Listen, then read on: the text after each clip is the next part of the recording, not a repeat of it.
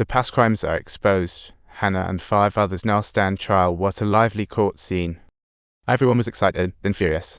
Mike's classmate thought people were diverting attention. Europe has a history of many concentration camps. But only 6 people are being sentenced. Where's the justice in that? If he had the gun, he would have mowed down all the Nazi gods on the spot. He thought he could tackle guilt by erasing history, while Mike decided to face it head-on like a champ. Obviously, that sounds way more painful.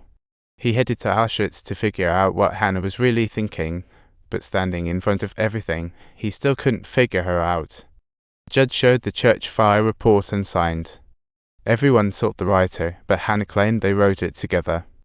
But when the others suddenly pointed fingers at Hannah as the mastermind behind it all, she denied it vehemently, prompting the judge to compare. In this trial, Hannah actually showed panic and fear for the first time, and Mike suddenly realized she's illiterate. So that's why she loved having Mike read to her and felt so helpless when they traveled. She's terrified her illiteracy secret will come out. In the end, to save face, she had to admit she was the mastermind, and the verdict hit like a thunderbolt. Subtitles: Dignity matters more than life imprisonment. Mike smoked, conflicted, and sought his mentor.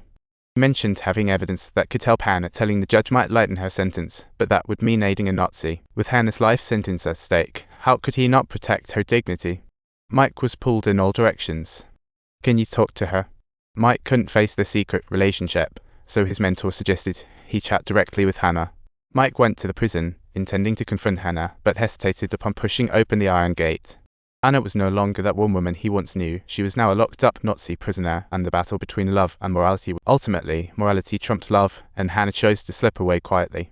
Mike returned to school. He found the female classmate he had been flirting with, had a deep conversation with her, only to realize he could no longer find the joy from the past, but instead felt an even stronger desire to escape. On the day of the verdict, Mike wandered outside, afraid to go in, while Hannah made sure to dress to the nines. What a show was about to unfold. The judge found them guilty. Other guards got only 4 years and 3 months, while Hannah, mastermind of over 300 deaths, received life imprisonment.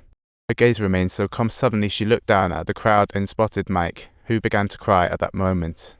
Not sure if it was from heartache or hatred, Mike fled this sorrowful place and became a lawyer in another city, getting married and starting. He thought he could forget Hannah with time, but really, he just locked away the past, closing off his heart too. Women around him began to say they couldn't understand him, and that brief marriage became the evidence.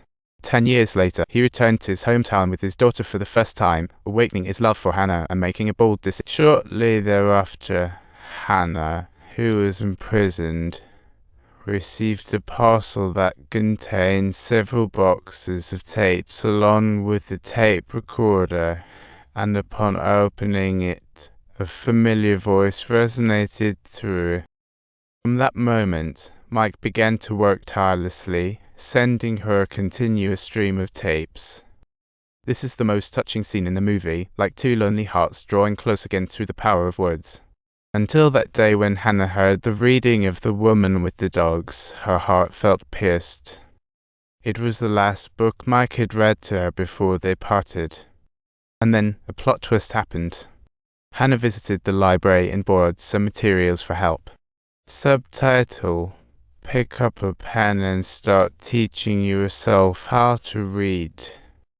When Mike sent bundle after bundle of tapes, Hannah responded with a short letter that read, "Dear child, thank you for the tapes. I really enjoyed them." Mike read the letter and panicked, feeling as if he had regressed back to his younger self. He didn't reply. Instead, he continued to read, hoping it would somehow help Hannah.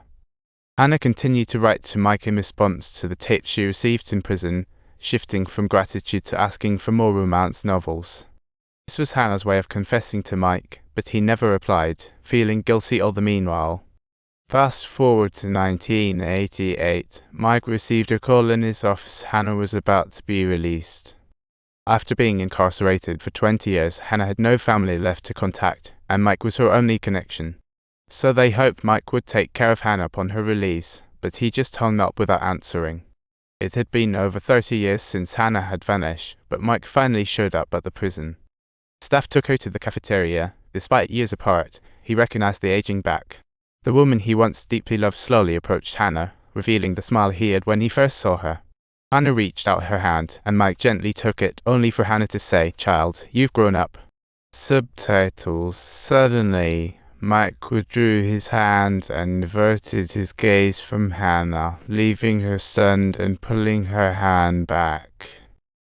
The two awkwardly struck up a conversation, with Mike chatting about his failed engagements and the goodbyes of the past, while Hannah cautiously asked if it was really over.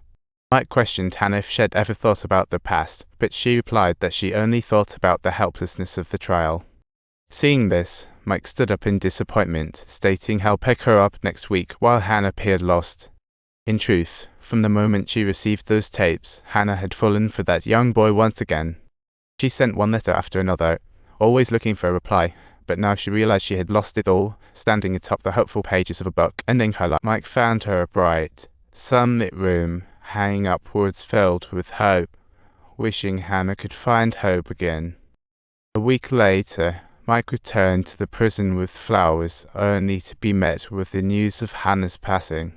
He walked into her cell, and it was clean and tidy, with notes all over the walls from her reading practice, prominently featuring the woman with the dogs, and the staff handed him her will, revealing that she had already found her redemption.